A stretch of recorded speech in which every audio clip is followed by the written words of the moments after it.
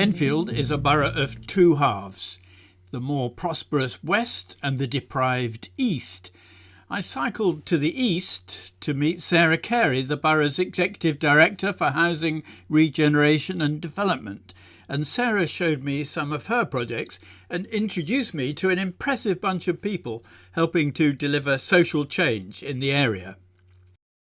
Welcome to the Joyce and Snells estate. This is in Edmonton in North London, and as you can see I'm in the middle of a very classic post-war council housing estate with no ball signs and kind of public realm and parking areas which aren't owned, and then very large scale deck access council housing blocks. And it's one of London's most deprived wards, but also an area of substantial change and transformation in terms of population over time. And a year and a half ago we balloted local residents on a redevelopment of the estate, and with an 85% turnout, about 80% of them said yes, we would like you to redevelop the estate, which is great. And we are cracking on with the planning application and looking to start phase 1 in 2024. There's about 900 homes currently on the estate, and about 2/3 of that is council tenants, 1/3 leaseholder. And we're looking to offer anyone who wants to stay on the estate a reprovision, so either council house or equity in a new house as part of a leasehold arrangement, and we are more than doubling the number of homes across the whole estate, so getting onwards above 1,800.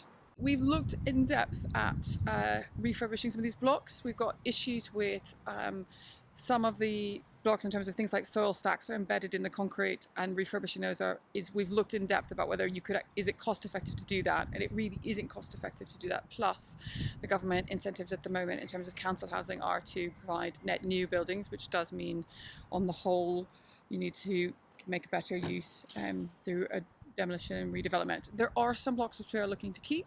It's not universal, just demolish everything, but it is the age and the quality of the stock make refurbishment very challenging. So there's a huge program of public art that's been happening over the past year or two and will continue. It involves using North London artists to celebrate local history and local characters, often through large-scale murals which help kind of focus people in terms of the high street and give you some identity in place. So as part of the Joyce and Snells estate regeneration, we've got a really interesting meanwhile use called Angel Yard, where we're repurposing council garages as affordable workspace for young entrepreneurs who live locally. And it's being run by an organisation called Launch It, who are really used to doing this thing all over Tottenham and East London. And it's been very successful. I think almost all of the units are let, and we have a formal opening in July. Because it's incubation, for one of these units, it will probably cost you 400 over the 2 years. But because we do incubation, so for the first 6 months it's 200, and then after that it goes up to 310 for the next 6 months, so that's your year. And then on your final incubation period it goes up to 4, and then after that we move them on towards renting commercially. That's the whole purpose of what we do. But it's also about the comprehensive support that we provide during that period, so that's like rental support, sort of like workshop training. And now that we've got ourselves a community hall, we'll be holding focus groups and also meet and greet sessions, which I used to do quite a lot in my other centres. So what sort of firms are in here? Creatives and services. When I say services, I'm talking about there's quite a lot of businesses that are into the sort of beauty and grooming. So we've got a couple that want to do aesthetics, we've got a couple who want to do braidings, we've got a barber, I got my first barber, a young fella, and there's also a couple of CRCs as well, community interest companies that are keen to move in.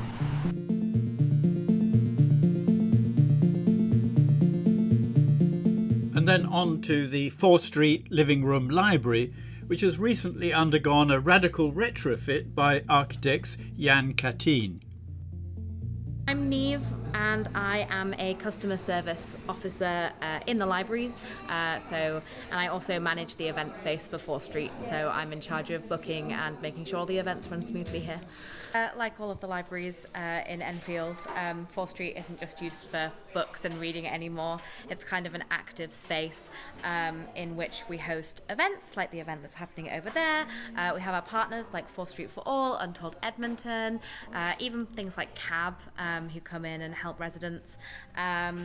And we put on plays. There's a big stage over there with lights. We've had like a huge Gypsy Roma Vado festival, which was focusing on like specifically how those people in our communities live and sort of the problems that they may be facing and how we can help combat the stigma that goes on, particularly in schools. So we had loads of kids come and view the performance, and it was really successful. And a lot of it is, we've got a lot of IT stuff going on now in libraries, and like helping people with IT is probably the main thing that we do every day, way more than like the book stuff. It's really fun, particularly this one, because at 4th Street there's always something going on. 4th Street for All is a community interest company set up around last year, and we deliver a community-led cultural programme with cultural partners, community partners and local residents to help foster a nighttime economy along the High Street. So we kind of emerged out of the London Mayor's High Streets Fall Challenge after running a prototype event, and we run monthly events, and you're actually here today during one called Connecting 4th Street, which is focused around well-being, bringing people together, and we've got a series of activities going on. We've actually got 2 right now. We've got a tote bag customization workshop being delivered by 2 local residents, and then outside the front we're about to have a seed sowing workshop. Sarah led the way to Meridian 1, the first phase of the ambitious Meridian water development.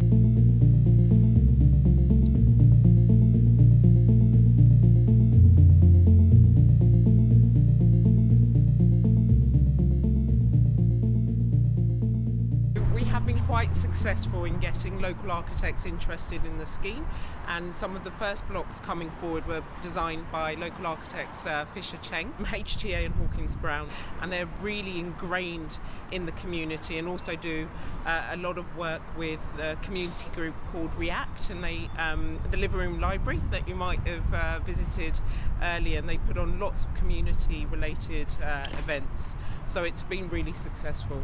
We're here in Meridian Phase 1A and 1B, and there's a couple of future plots which could come forward as well. That's the station just outside our door, which takes you down into Stratford, into Tottenham Hale. And then currently over here there's an IKEA and a Tesco, and we're looking at land that the council owns. And so you're looking at a lot heading east all the way to the River Lee, looking at a fairly large town centre type of development with residential led, but with all the things you'd expect on a new high street. So we are Countryside Partnerships. So this is a massive joint venture with Enfield. So this part of the development is going to give us about 1,000 new homes, and that's going to be split between 25% affordable rental, 25% shared ownership, 25% private sales, and also 25% for a private rental scheme as well. We have got our Meanwhile use, which is the community garden, which opened the back end of last year. And now that the sun's out, they've got some really exciting sort of projects going on. They've got stuff for under 5s, for older people, and they're open every day now, so that's moving along quite nicely. Phase 1B is just going through planning at the moment, so we expect that to go through in, I think, May. The planning application is going to go in, and that will give us our 2 towers, which will be Block B and then also Block D. Block D is likely to be in excess of 30 stories. I think the architects are just going through some revised drawings just so we can get second staircases in both Block D and also Block B. And that's when we're also going to have our commercial element, so we'll have retail units. The plans for Enfield include health centre, brand new health centre, leisure facilities, and then just your normal sort of retail unit, shops, restaurants as well. Everything that everyone can benefit from the development pretty much. What we're looking for in the development agreement is there to be genuine partnership in terms of how the project is delivered, and just to ensure that we are absolutely kind of taking on risks collaboratively as well, and working very closely with each other. So I think that's been the real key benefit of moving forward with the development agreement. So this is phase 1. We are also in a development agreement for Meridian 2, which sits within phase 2. But the wider master plan will be delivered using different kind of strategies. This is the Meridian 1 Community Garden, as run by the charity The Conservation Volunteers. We've formed in 1959 and we have about 300 sites across the country now, doing a variety of conservation-focused volunteering activities and running sites for the benefits of nature. So being given this part of the Meridian 1 development project, and we are essentially going to be running it for the benefit of the local community. So at the moment, you can see it's a little bit of a construction site, but we're hoping to improve that with a lot of things over the coming months. But as you can see with this place, we have started to grow some vegetables, which are always an absolutely wonderful part of the community garden because they give people that progression. They can come in, plant them, they can come in and check the progress, and at the end you actually get something you can eat, which everybody absolutely loves. Although there isn't a existing community at Meridian Water, we do have existing neighbouring communities. Yes. And we do a lot of work working with groups like React to get them involved in the project so that they have a say in what is coming in, and that also so they feel that they can direct a lot of the activity on site, and that's proven to be quite successful as well in getting that engagement on the project. So. And then over the River Lee navigation to visit Blocks, a fantastic makerspace in a 1960s vehicle testing warehouse which has been transformed by Architect's 5th studio. Blocks. It's an interesting model. We provide lots and lots of different sorts of machinery and workspaces for lots of different creatives. So we've got woodworking and metalworking, engineering, CNCing. We've got fashion and textile making. We've got spray booths, and all of these facilities are accessed on a pay-as-you-go basis. Whatever it is they need for as long as they need, and have access to a whole range of really flexible resources. So there are 3 main things which you can see here in our woodworking department. I describe it very much like a hotel. People use us like a hotel in that they come and stay with us for a period of time for as much as they need. And over in this direction, what they have is their own private workspace. So this is much like a hotel room. It's yours for the length of time that you need it. If you need a suite of rooms, you can have that sort of area. If you only need a single room, you can have one of our small bays. And you can leave your things in there, come and go as you please. And then at the end of your stay with us, you take everything with you. You make it available for the next person. And much like a hotel room, you'd be surprised to share it with another guest. It's your private space. But in a hotel, then there are also shared resources that you would expect to share with other guests, such as a pool and a gym, and a restaurant, and those are our shared access machines. So you expect to use these with other members, but that's your private space. And those are 2 of the main elements. And then the third element is that there are things that you book specifically for yourself, which are not shared access. And that makes more sense for some of our more complex machinery, such as our CNC machines, which you can see at the top of the hall. And so those 3 things of private space, shared access machinery, and bookable resources make up the core of what we offer, and that's replicated across our different departments. And then around that core offering of those 3 things, our whole range of other ancillary services, so the training that we offer, the storage, the materials supply, the cafe bar, the events that we run there, and then also the consumables that we offer in the shop downstairs. And those wrap around the core service. And that means that what our members have is everything that they need to get on with their job, and they don't need to be troubled by all of the myriad things that go into running their own space.